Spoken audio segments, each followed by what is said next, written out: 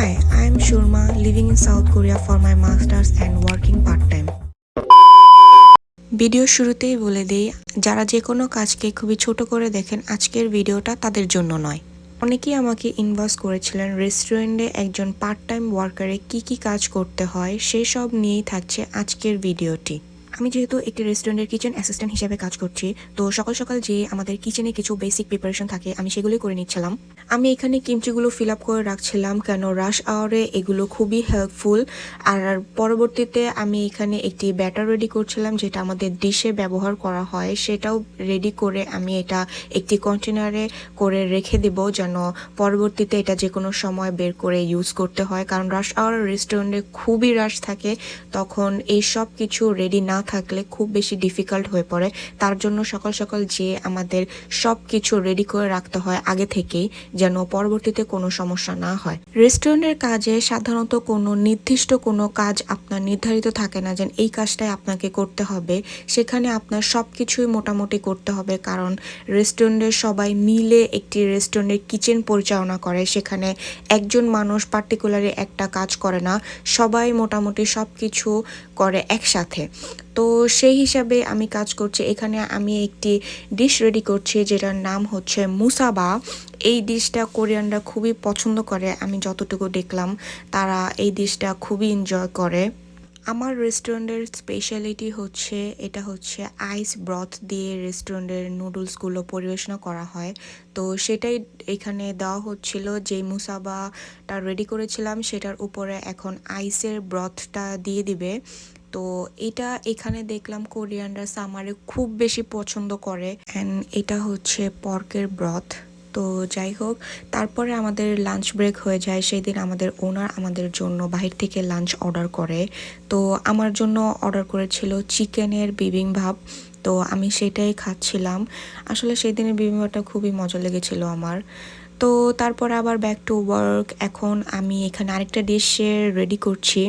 সেখানে ডিশের টপিংগুলো আগে প্যানে সেট আপ করে নিতে হয়। আমি সেগুলোই দেখাচ্ছিলাম যে এই ডিশে কি ইনগ্রিডিয়েন্টস দিতে হয় সেগুলো একটা প্যানে সুন্দর।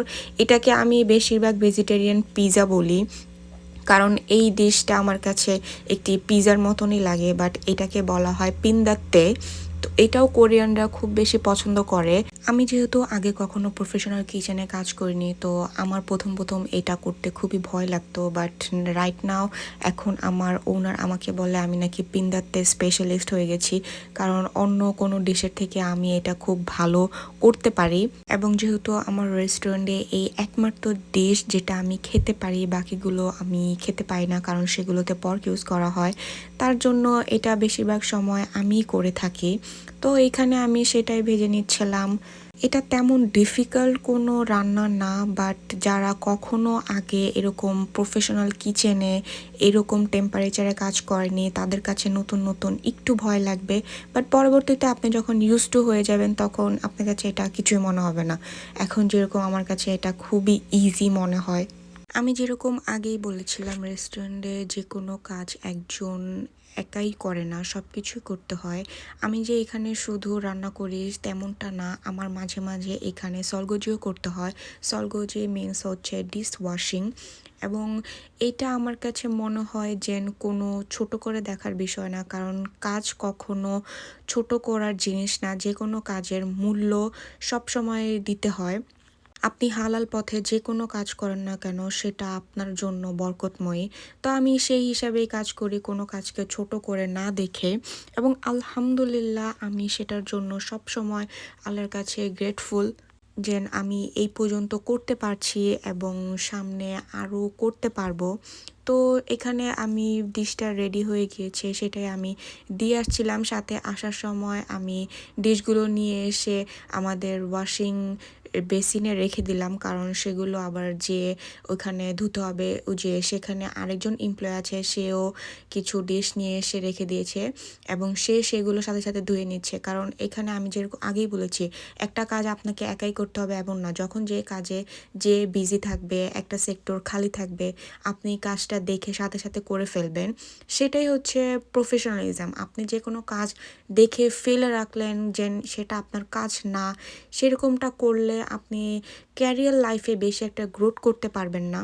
যে কোনো কাজকে সমানভাবে সমান সম্মান দিয়ে আপনার করে যেতে হবে লাইফে যদি আপনি গ্রো করতে চান। তো এইটাই। আমাদের সমাজে অনেকেই আছে যারা এরকম পার্ট টাইম ওয়ার্ককে খুবই ছোট করে দেখে। তারা মনে করে লাইফে এরকম কাজ করা খুবই অসম্মানজনক। প্লিজ ইগনোর দোজ পিপলস, কারণ আপনি জানেন আপনি হালাল পথে উপার্জন করছেন এবং এটাই হচ্ছে সবথেকে বড় কথা। তো আজকের ভিডিওটা এই পর্যন্তই। আল্লাহ হাফেজ।